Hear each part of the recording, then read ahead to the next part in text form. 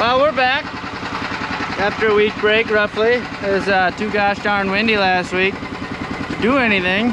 We sprayed bugs on Monday. It was a little windy then. Probably shouldn't have been spraying then, but we sprayed, got them done. A couple fields it was. Now, let's see. Tuesday, Wednesday, Thursday, we cleaned, and Friday we cleaned shop. Because we were supposed to have a customer appreciation barbecue this year for all the people that buy feed from us and stuff like that. But due to all this COVID bullcrap going on, we didn't. We couldn't. Chose not to. So we cleaned the shop, because we always do once a year. We got them filling with water. So we did that. Skipped out on spraying for 1 week. So we're back here. We started at 5 o'clock this morning. We're on the last custom field here with Riverview. A lovely 320 acre field. Last one here, then we're gonna go back to ours and start spraying that. We've got 1, 2, 3, 5 fields left of ours for first pass, and then we'll turn right back around and start on second. We're spraying, you know, first some corn killer and some broadleaf killer this time.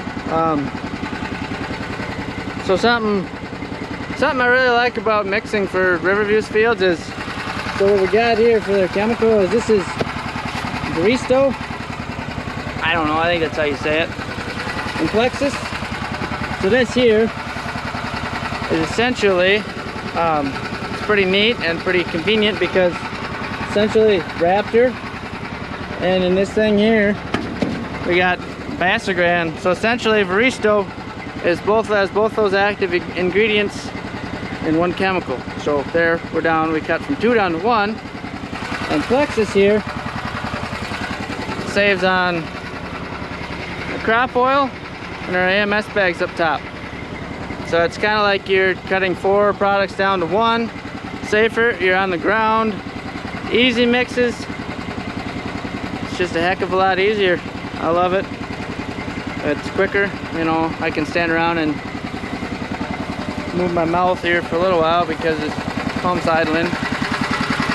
Yeah, we got time. We're only at 200 gallons, but pretty simple, you know. 4 jugs and 1 jug, and compared to 4 different products, don't have to climb up top, don't have to risk my life to put a bag in for water. That's the water conditioner up there. Just gotta dump it up in top, otherwise it jams up the lines and makes life miserable for the rest of the time. So we're gonna finish here. These weren't Riverview fields, were Briar's fields to spray. We kind of split them up, so he's got roughly 15 and I've got 15. So after this, I'm gonna hop in the sprayer, spray a nice big 500 acre field, then Briar will get back in the morning, and then I'll be back in it later the afternoon tomorrow. So see how this goes. It's kind of wet. Got a lovely rain that we really needed. 2 inches roughly. It's perfect. Made the fields a little sticky, but it's going well. The beans are looking phenomenal. Corn's looking even better. It's definitely over knee high. Not even 4th of July yet. Can't beat that.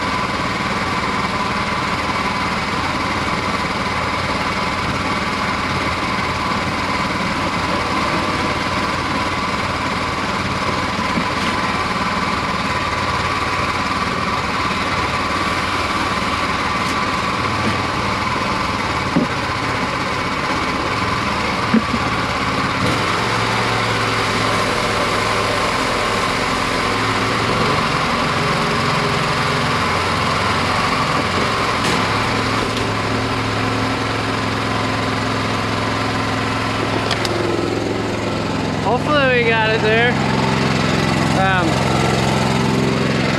Showing you kind of how we mix. It's kind of a fancy little system we got. We've had it forever. So like I was saying, you got Baristo, which is Raptor, and Bastigran mixed together. We have tried,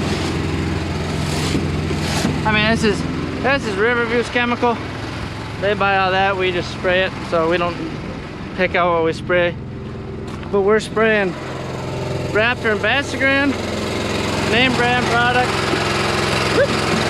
because we used to spray a more generic, as Vulture was the Raptor, and Bash is On was the Bastigran, but we just found out that it didn't seem to work near as good as name brand stuff did at that time. So we switched that back to Raptor. You know, we like to split it up. We get, I think we got the Raptor from Trico in Hancock. Bastigran, ouch, crop oil came from Hefty.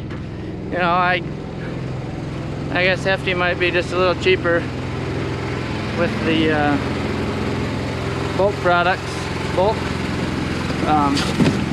I guess that would be a reason why we went with them. But this here is the only thing I don't enjoy about boxing for a whole field, because it's a lot of trash that you gotta store in your truck all day until you get back to take it off. Whereas bulk, you just fill our bulk tanks, and when they run empty, just refill them, you know, and then rinse them out and just switch your product. It's nice, but in other ways, it's kind of not nice. Just because, like that other stuff, it's how do I say it?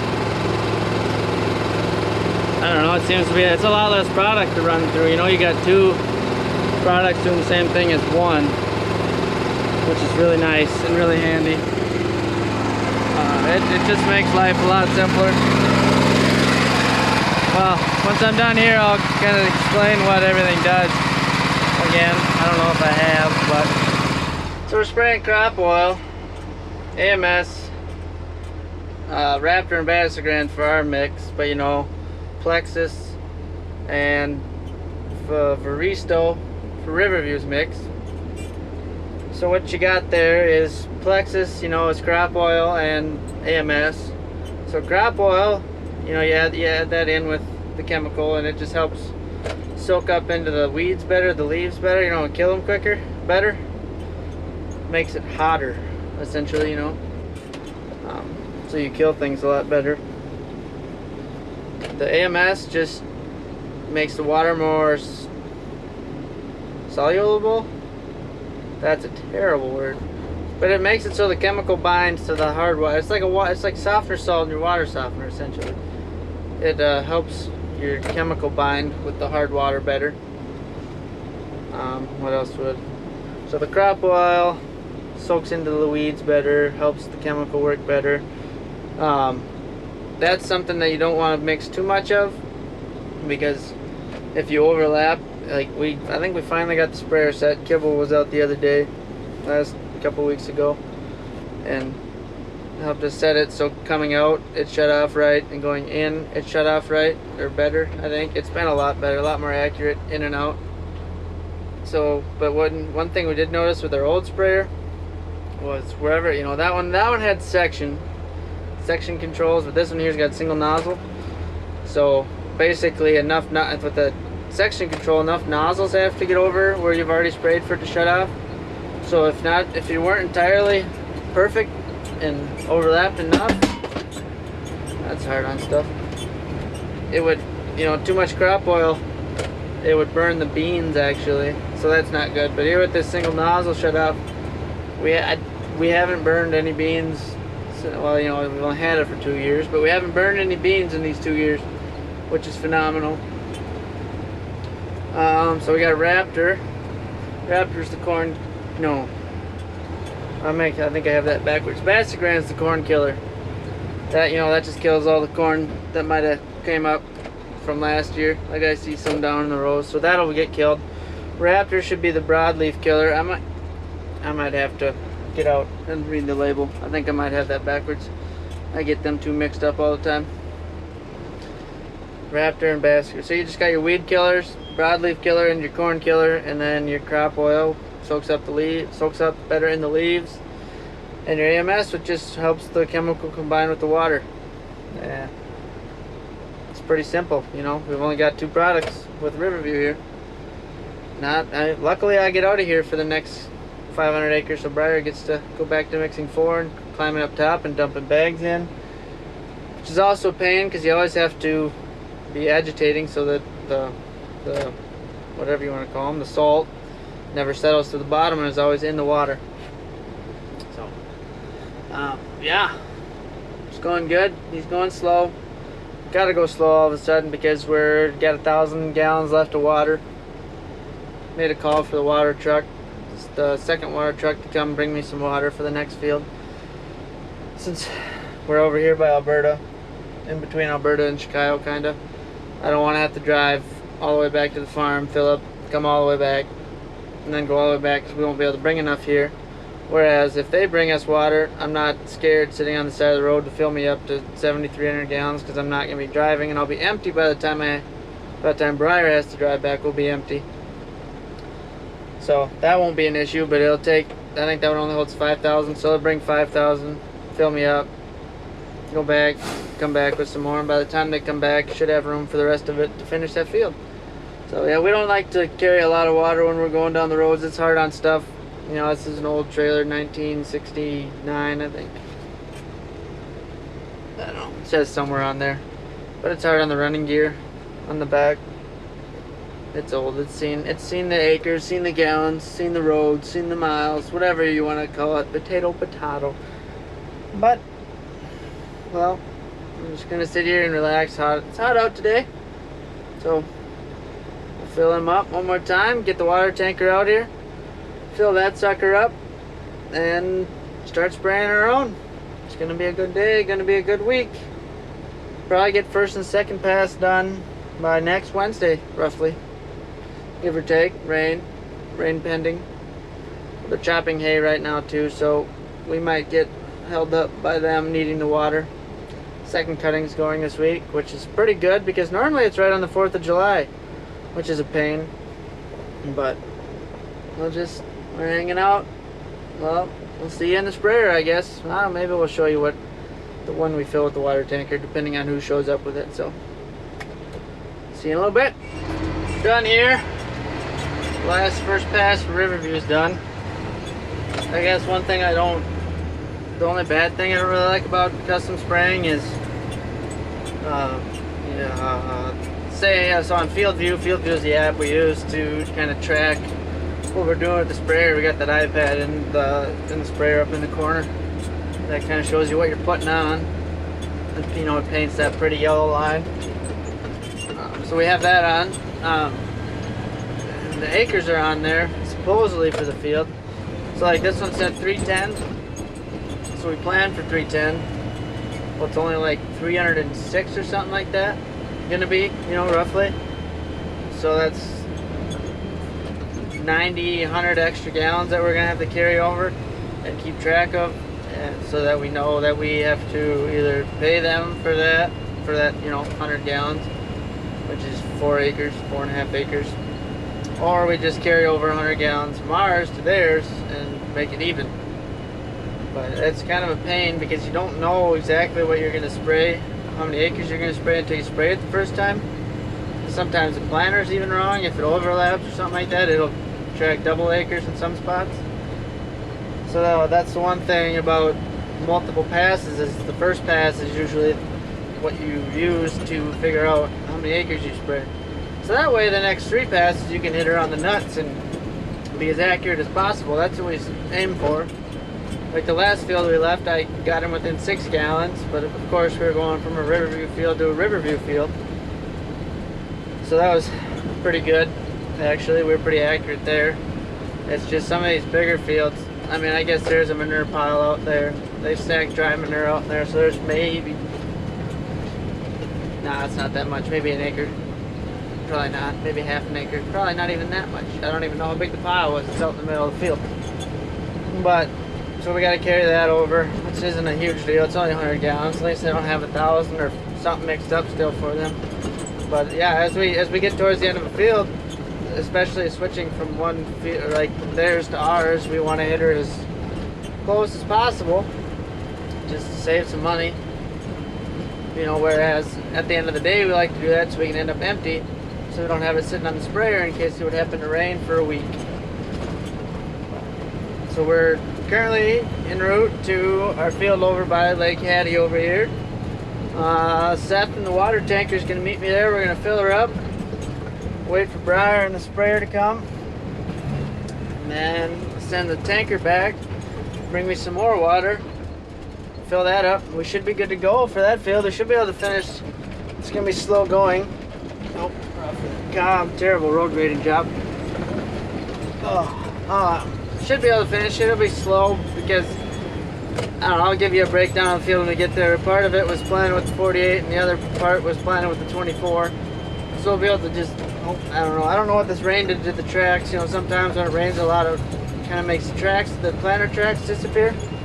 So we'll have to see what them look like. But we should be able to fly on the 48 row, and then come 24, it's kind of a struggle sometimes.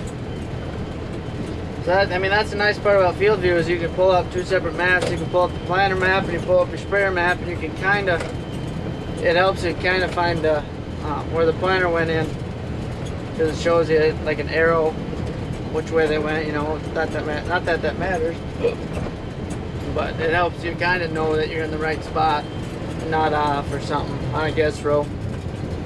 So it'll be fun. It'll be interesting. I don't know. The 48 row is a lot more easy. Ooh, doggy. Over there. Oh. Just kidding. I think that was an aftermarket.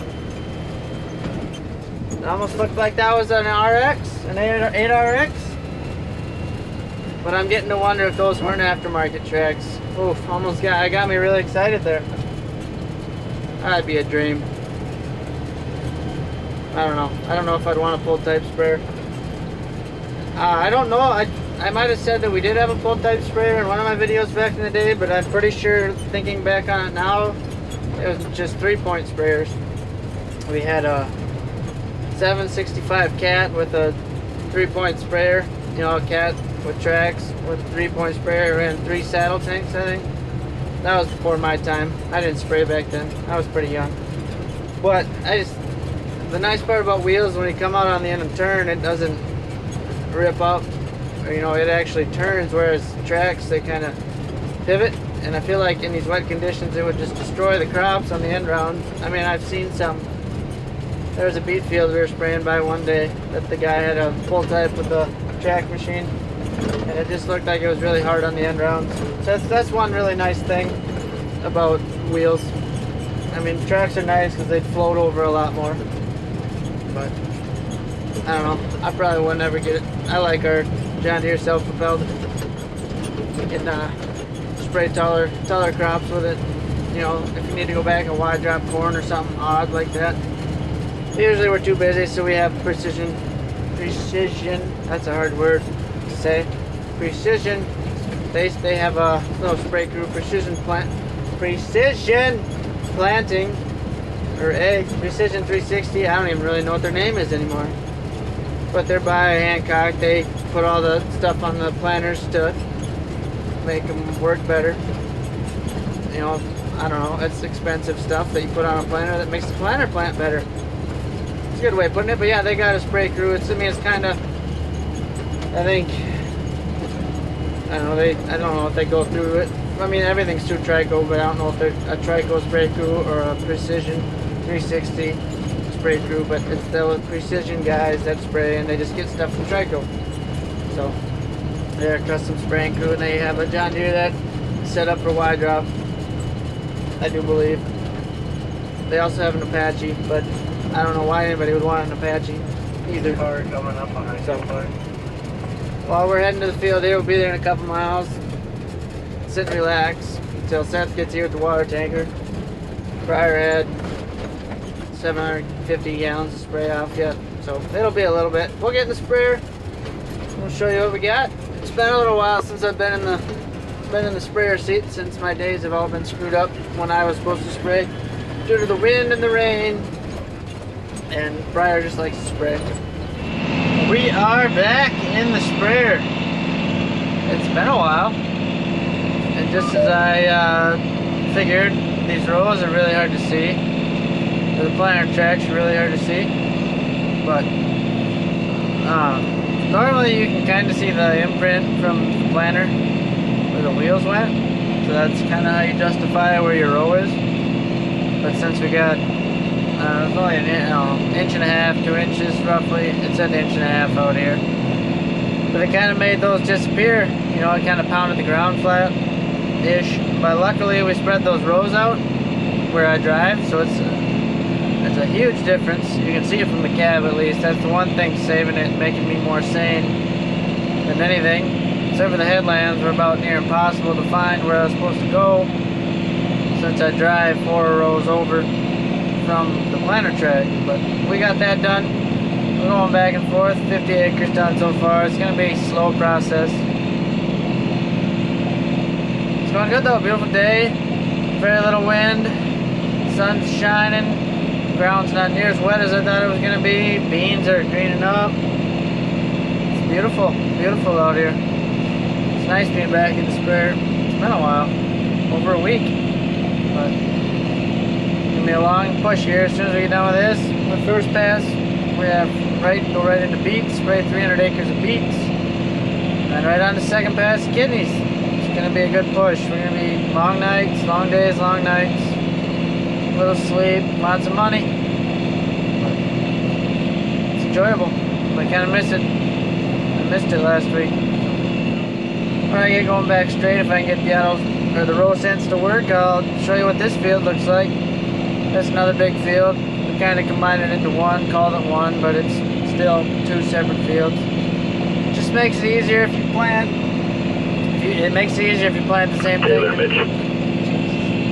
Plant the same thing in each of these fields. You can just come out here once and spray them, instead of coming out here for 300 acres over there and coming back for 250 or something like that, roughly. Just was kind of pointless coming back out here twice. So now we got this field and the one next to it are both the same field, split by a ditch, but we call it the same field, planted the same stuff. So that's gonna be nice. Make it really convenient coming out here instead of coming out here 2 different times. So the row sense seems to be working pretty well right now. So here's what we got. We got this field here. Oh, let her build. We got this field here outlined. That's where I'm at right now. And then if you go over here, that's like this green mile back and forth here by a half mile. Whoop. I feel like my row sense. Okay, so this right here, then you got this little triangle right here. All this we combined into one field, but see where my yellow headlands are? That's split by a ditch right there. Wow, I was struggling with my fingers. That's split by a ditch right there. So when I get done in this field, I have to fold up and run down the road. You know, it's literally when we get done, hop out the approach, drive like 10 feet, drive back in the other field, and we'll start there. So this field's a little foobar. I don't like the angles on it. Get to the other field, nice straight back and forth mile-long rounds. Be able to fly in that field. Except for that one was planted with the 24 row. This one was planted with the 48 row. This one, and then that little triangle. I mean that's that little triangle that juts back in along here. I mean, that's connected to the other field, but that was also planted with the 48 row, or the 24 row, I believe. So that one won't be any fun.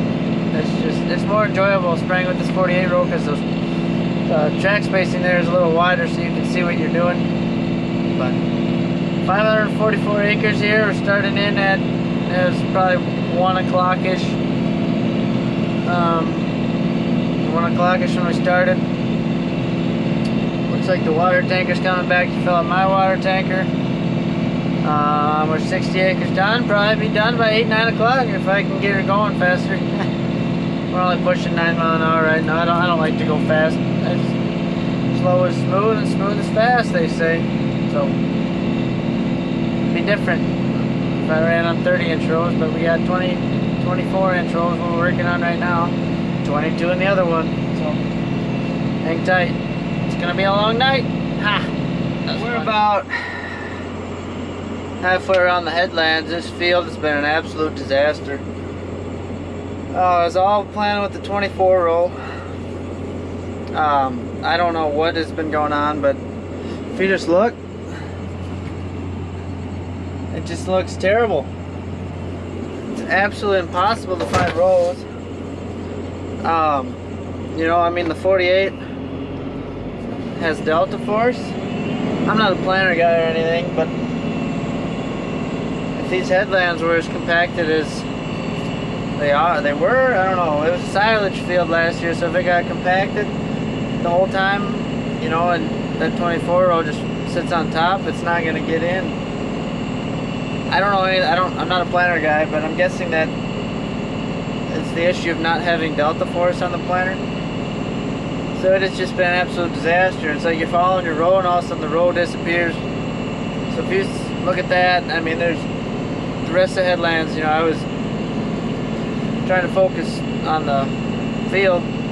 You would have seen, like, if you would compare the 48 row versus this, you'd see what a huge difference delta force does. It makes sure there's always pressure on the ground, I believe.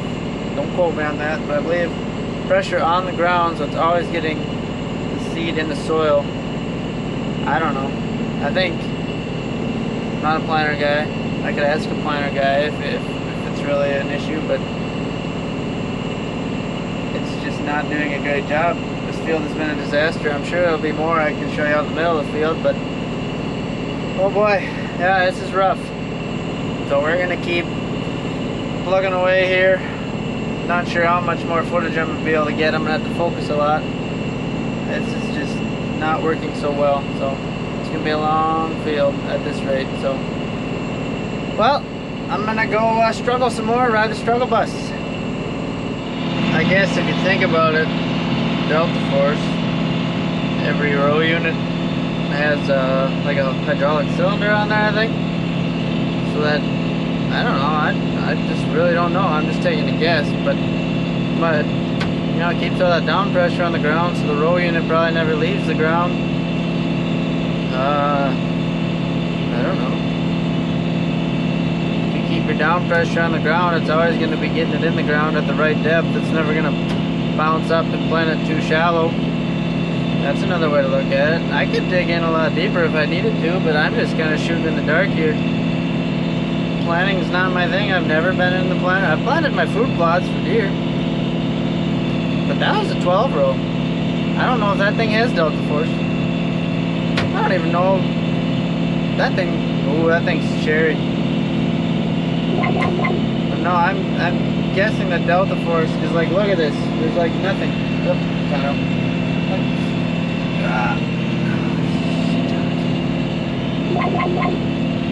I lost my roll. Oh, man, fired. That looks right. But I'm guessing delta force makes a huge impact. It's just, there's skips everywhere out here. I don't know what the deal is, but it's not looking so hot. I hope something happens. I hope these beans figure it out and pop up, because it won't be a very good crop if they don't pop up. So, yeah, gotta love it. It's terrible, looking bad. It's kind of embarrassing. It's right on a highway. What you can conclude out of this is get delta force. Needless to say, that was probably one of the most miserable fields I've ever sprayed in my life. Literally, I don't know if I looked out at my boom more than twice the whole time, because the rows were next to impossible to see the entire time. Well, turns out they planted it and then they rolled it, so that flattened out all the planter tracks, and the rain on top of it didn't help. But we got it done. 6.7 acres shy of a 1,000-acre day. 9:10 p.m. here. It's not a terrible day. I was going pretty slow though. That was not a fun field. Where's the guy out? But we got it done. Now hopefully I can beat the cultivators back so I can do the second pass and see my tracks. Otherwise it will be miserable once again. So, well, we're gonna head back. I'm running on 3 bars of fuel. Yeah, that was a good day. And sleep a few hours and wake up and send it again. Brian will spray his 2 fields in the morning, then we'll head out east and spray another 550-ish acres. So I successfully ran that battery dead, and trying to change batteries in this thing on the go at 35 mile an hour. I don't know if I would ever try driving this with my knee personally. But I think I was saying, tomorrow Briar's gonna spray his 2 fields around here, and then we're gonna head out east and play in the hills.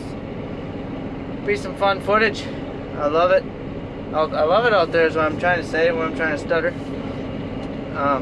I've sprayed that field out there. Oh, jeepers. I don't even know how many years I've been spraying that field out there since our one guy left. I've been doing it every year. I don't know.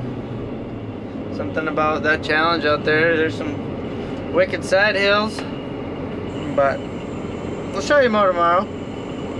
But anyways, got a grease sprayer here. Help Briar load some chemical and call it a night. So give this video a thumbs up and subscribe. Thanks for watching. We'll try and get some more good footage out today. Wasn't that exciting. It was tough filming, but see you tomorrow.